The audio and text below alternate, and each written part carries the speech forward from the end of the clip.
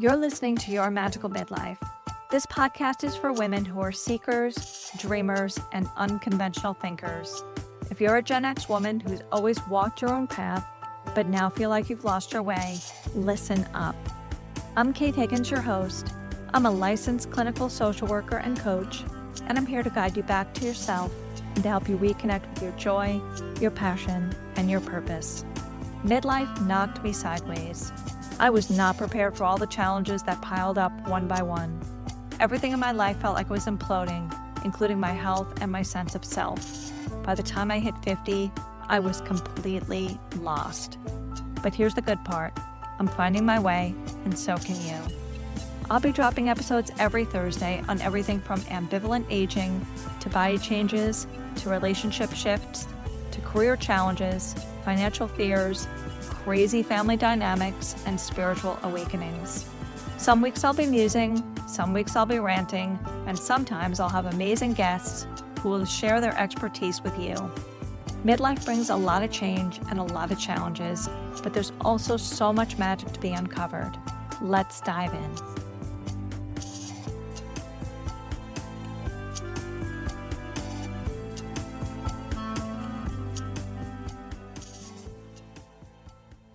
Last Saturday, I was in bed with a book, in my pajamas, face washed, by 9 o'clock at night.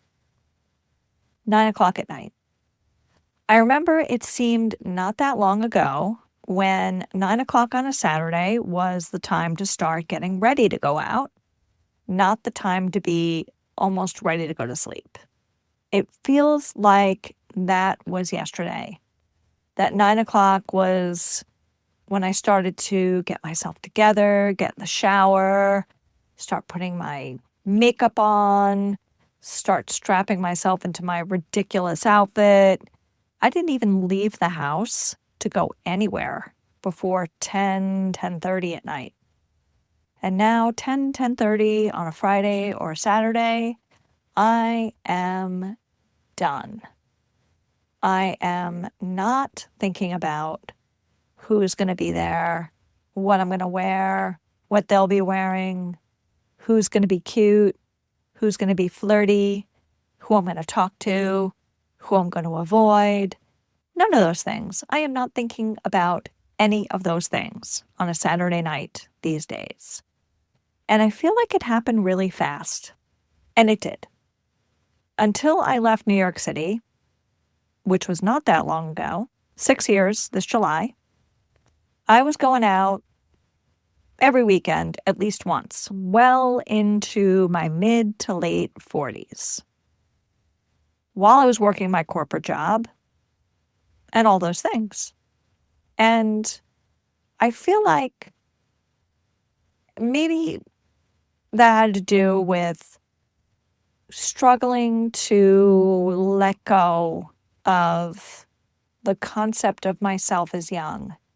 And I feel like that was definitely tied in with living in New York City or any big creative urban area. You know, probably it would have been the same had I lived in Austin or Seattle or LA or Boston or Chicago or DC. Probably different flavors for each city, but I feel like in New York, or in any of these big cities, you can extend the concept of yourself as a young person indefinitely. I feel like in those big cities, you can just hang on to being young and hanging out and doing things well past where you could if you lived in a little sleepy college town where the expectation is that by the time you're 30, you're married, you have a house, you got a kid on the way, you have a serious job, you have 2 cars, all the things. Or maybe because I lived a life that was a winding road instead of a straight path. And I kept sampling different things. I dabbled in this, I dabbled in that. I tried this, I tried that. I hung out here, I hung out there. I basically followed every little glittery breadcrumb along the way that I could, which is how I ended up being 54 and in a long-term, unmarried situationship with no kids and buying my first house in my late 40s. And I could beat myself up about that and tell myself that I should have been more serious. I should have taken my life more seriously. I should have pursued a more stable partner. I should have pursued a more serious career path. I should have been thinking about these things. I should have been thinking about someday you're going to be in your 50s, someday you're going to be in your 60s, someday you're going to be in your 70s, and what do you want to leave behind? What do you want to accomplish? Honestly, I didn't think about any of those things. I didn't think about a long-term plan at all. And I could judge myself really, really harshly for that. I could beat myself up to a pulp. And believe me, there are times I do. There are times where I make my life all kinds of wrong, especially when I'm looking at the amount of money in my retirement account, especially when I compare myself to people I went to high school with, and I look at their lives and I think, like, damn, I should have married a firefighter. I should have stayed on Staten Island and become a preschool teacher. I should have bought a cute little house back when I could on Staten Island. I should have had a life that other people understand. I could really do a number on myself about that. I could. I really could. But then I think about all the gifts that come with the various experiences and ways I've allowed myself to explore. I pursued many, many things. Even after I went to grad school for social work, I also took a certificate in personal styling at FIT. I did that somewhere in my 30s. I took a life coach certification also somewhere in my 30s that I shelved until recently when I decided that I was going to pivot from traditional therapy into coaching. I was like, oh yeah, I took that life coaching certificate. Honestly, I don't even know where it is. It's like somewhere in a box somewhere, but believe me, I took one. And coaching is not really significantly different from cognitive behavioral therapy. So I feel pretty confident telling people I can coach because I can. I pursued all kinds of creative ventures. I pursued all kinds of artistic adventures. I pursued all kinds of life adventures. And I don't regret a single rabbit hole I went down.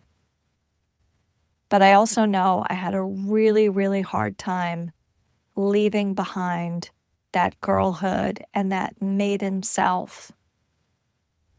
I was really attached to my maiden self, and she had a lot of battle scars. She had a lot of wounds that I think made it harder for me to leave her behind. A lot of unresolved stuff. Eating disorders, depression, self-dislike. I don't even want to say self-hatred because that's so harsh. She struggled and she tried and she sought and continues to seek. And unfortunately, I stayed so long in that maiden stage that I missed that window to have that mother stage. And I've mothered in very non-traditional ways. I feel like I mother a lot of the people I see now as a therapist. I realize that a lot of young people come to see me, even though that is not listed as my specialty in the therapy platforms that I advertise my psychiatric expertise on. I don't say anything about working with young people, but I attract a lot of young people. And I know that's because I'm a middle-aged woman with big boobs and I project out that mommy kind of quality. And some of these kids, they really need mothering, and I'm happy to provide it. And I'm also mothering myself in many ways. My mother was a really good person, but she struggled in her own ways. And she was not that available for me when I really needed her in my adolescent years and my early 20s. By the time I needed those tools that you need in your early 20s, my mom's drinking had escalated and her marriage was deeply unhappy. And the lesson I walked away with seeing that was a marriage means being trapped. A marriage means taking care of an inept and erratic and explosive person who will take you for granted, but you have to forgive them because they have a lot of problems. And you should look the other way when they act out because you should feel compassion for them. And that's what I thought being married meant, which is why I never got married, because I did not want that for myself. I saw my mother consider leaving my dad over and over and over again. And I know that I encouraged her. I know that in my conversations with my aunt encouraged her. I know in my conversations with my brother that he encouraged her. And she just couldn't do it. So I didn't want that for myself. And so I pursued a lot of fun and I pursued a lot of creativity, but I didn't end up with any of the traditional things that you're supposed to have. And sometimes it smacks me up the side of the head and makes me feel like I've done life entirely wrong. And so as I'm putting together this program that I'm working on, this really exciting program that I'm working on this concept that a woman has 4 seasons: the Maiden, the Mother, the Empress, and the Crone. And right now, I'm in that Empress phase because I'm in midlife, and that's where you are in the Empress. Let's say it's 45 to 65. And you're in that reawakening after nurturing other people. You're in that crossroads of what have I done with my life? Where am I? What gifts have I picked up? What wounds have I healed? And what do I want next? How do I want to shape my old age? But when I think about it and when I talk to other people about it, I realize that no matter where you are as a woman, what stage you're in, whether you're a maiden, whether you're a mother, whether you're an empress, and whether you're a crone, you're actually in every stage simultaneously at the same time. You're always going to be that maiden because you lived that experience. And you take those experiences and you project them all the way out to your future self, to your crone, to where you'll be in your 80s or your 70s or your 90s if you're that lucky.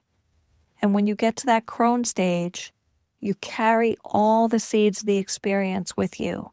You carry your maiden, you carry your mother, you carry your empress, and you carry all those things into the crone. When you're a mother, you carry the girl you used to be. You carry that inner girl. You carry the woman you're going to be when your kids are older. And you carry that very old woman that you're going to be someday. And we're all continuously cycling through all these stages. Right now, my inner maiden is mourning her parents. That inner maiden is mourning that structure that she didn't get. My inner mother is nurturing myself and telling myself all the things I wished my actual biological mother had been able to provide for me. My inner mother is mothering the young people that I get to see when I do therapy with them. And my inner crone that I have not realized yet is planning how I'm going to escape ending up in a nursing home. More on that in a later episode. So ask yourself these questions this week. What can you teach your inner maiden? What wounds can you heal with her? Where can you nurture yourself? Where can you be your own inner mother? If you're in your Empress phase, how can you express and realize your creativity? Where can you stand with yourself in your crossroads and look to where you want to be? Where can you gather all those maiden and mother lessons and shape yourself now so that you can position yourself to be a fucking warrior crone? And if you're in your crone phase, how can you absorb all those lessons so that you can live a fully realized crondom? I'm really looking forward to expanding on this vision this year. I'll be launching this program, and I'll be launching some retreats to explore these themes more fully. And I'm really looking forward to being on this adventure with you. Have a great week. Thank you so much for listening to Your Magical Midlife. I'm Kate Higgins, your host. You can follow me on Instagram at Your Magical Midlife, and you can check out my offerings on my website, yourmagicalmidlife.com. I offer individual and small group coaching, as well as luxury retreats for women in midlife and beyond who are seekers, dreamers, and unconventional thinkers. You can book a complimentary discovery call in the calendar link in my show notes. If you've enjoyed this episode, I'd appreciate it if you left a 5-star review on Apple Podcasts or share this episode with a friend. And I will talk to you next week.